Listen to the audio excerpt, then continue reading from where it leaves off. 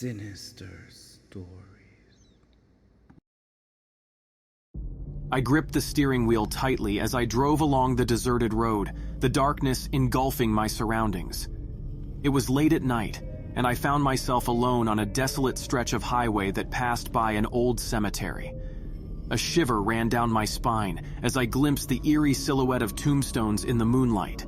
The sound of my own heartbeat filled the car as I approached the cemetery, an unsettling feeling settling over me. The air grew heavy, and a foreboding silence hung in the night. The atmosphere seemed to thicken with each passing second, as if the very essence of the graveyard was seeping into my being. I stole a glance towards the cemetery, my eyes scanning the rows of headstones that stretched into the darkness.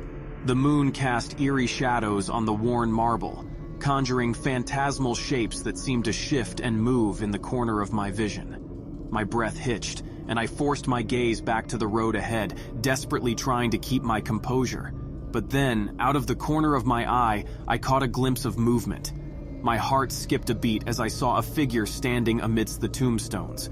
A chill ran down my spine, and I could feel my pulse quicken. It was a woman, dressed in a tattered white gown that billowed in the breeze. Her long, disheveled hair danced in the moonlight. As I drove closer, my headlights casting an eerie glow, the woman's eyes met mine. They were empty, devoid of life, and seemed to hold a haunting sadness that pierced through my very soul.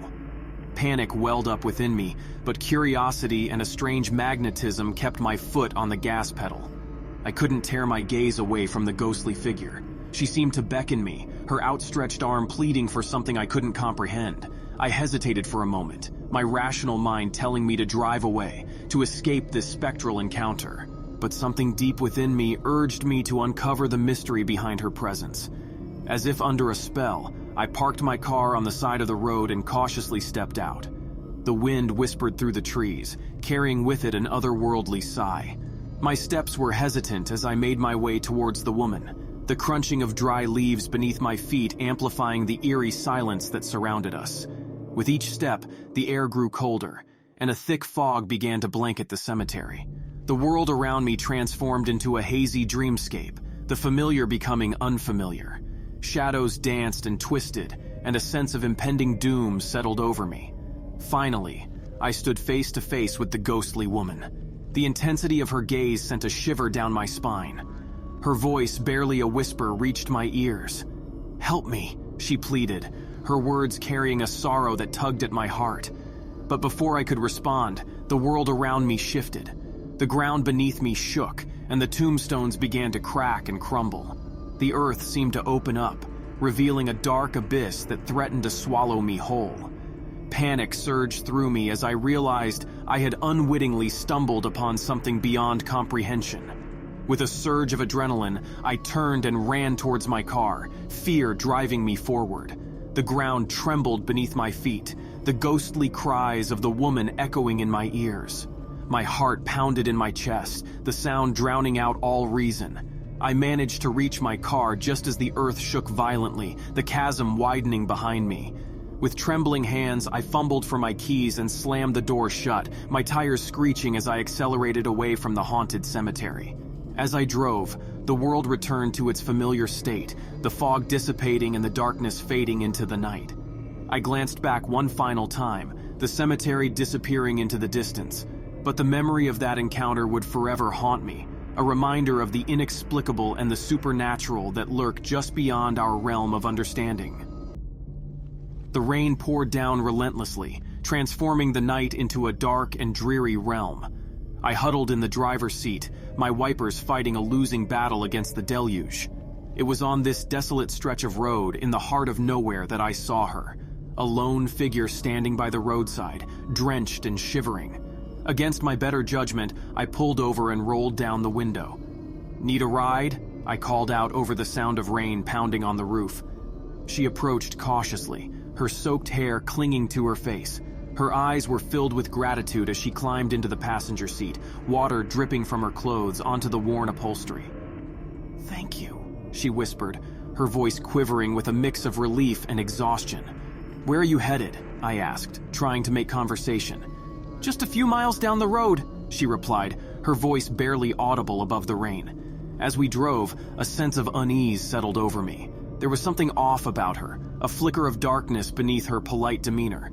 I pushed aside my suspicions, attributing them to the storm and the eerie atmosphere it created. Minutes turned into miles, and the road stretched on, seemingly endless.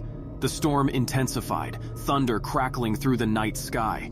The wind howled, whipping the rain against the car like a furious tempest. My grip on the steering wheel tightened as I struggled to maintain control. Glancing at the hitchhiker, I noticed her smile, a smile that seemed too wide, too unnatural. It sent a shiver down my spine, but I tried to convince myself that it was merely a trick of the dim dashboard lights.